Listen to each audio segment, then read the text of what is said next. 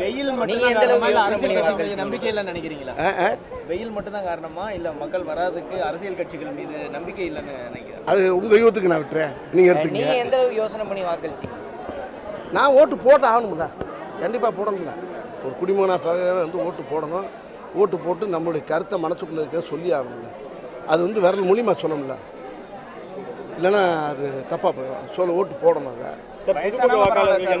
பரவாயில்ல, முதல் முறை வாக்காளர்களுமே நிறைய பேர் ஓட்டு போடல, வர மாட்டேங்கிறாங்க இளைஞர்களே. ஆமாம் சார், அது எனக்கு சரியா தெரியல. சென்னை போன்ற நகரங்கள் அதை பற்றி பத்திரிகைக்காரங்க நீ போய் எல்லா வீட்டிலும் போய் விசாரிச்சிருவாங்க, எனக்கு தெரியாது அதை பற்றி. சார் இப்போ கிராமப்புறங்கள்ல அதிகமாக வாக்குப்பதிவு வருது, அப்போ சென்னை போன்ற நகரங்கள்ல கம்மியாக இருக்கு. இங்கே வந்து ஒரு படித்தவர்கள் அதிகமாக இருக்கக்கூடிய இடங்கள்ல கம்மியாக இருக்கிறதுங்கிறத நீங்கள் எப்படி பார்க்குறீங்க? அது என்னன்னு தெரியல. ஆனால் நேற்றை விட வெயில் ஜாஸ்தி இல்லை எனக்கு.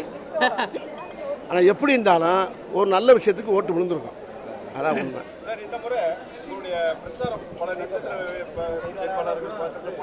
இந்த முறை நான் எலெக்ஷனில் ஃபுல்லாக ஷூட்டிங் போயிட்டு இருக்கனால ஃபுல்லாக பிஸியாக இருக்கேன். அதனால் இந்த முறை நான் இந்த மாதிரி போகிறதுக்கு வாய்ப்பு இல்லை. டிஜிட்டல்னாவே எனக்கு என்னன்னு தெரியாது, அது மட்டும் தெரியும். அது வேணால் ஒரு பாட்டு பாடலாம். கண்ணாசி பாடினார்ல, இந்திய நாடு என் வீடு, இந்தியன் என்பது என் பேரு, எல்லா மதமும் ஓர் மதமே, எல்லார் மொழியும் ஒரு பேச்சு அப்படின்னு பண்ணார். அவ்வளோதான். நம்ம இந்தியாங்கிற சொன்னீங்கல்ல, அது மட்டும்தான். நம்ம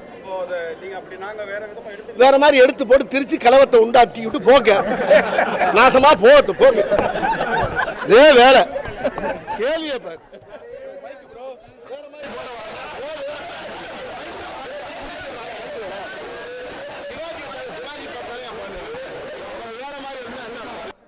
இது என்ன வாயில மாற்றம் வருமா சார்? மாற்றம் வருமா? 23ஆம் புலிகேசியில் மாற்றம் ஒன்றுதான். மாற்றம் வரும்னா நீ கண்டுபிடிங்க. நீங்க சொல்றீங்களா? நாங்க இப்ப படத்துல சொல்லிட்டு இருக்கோம்.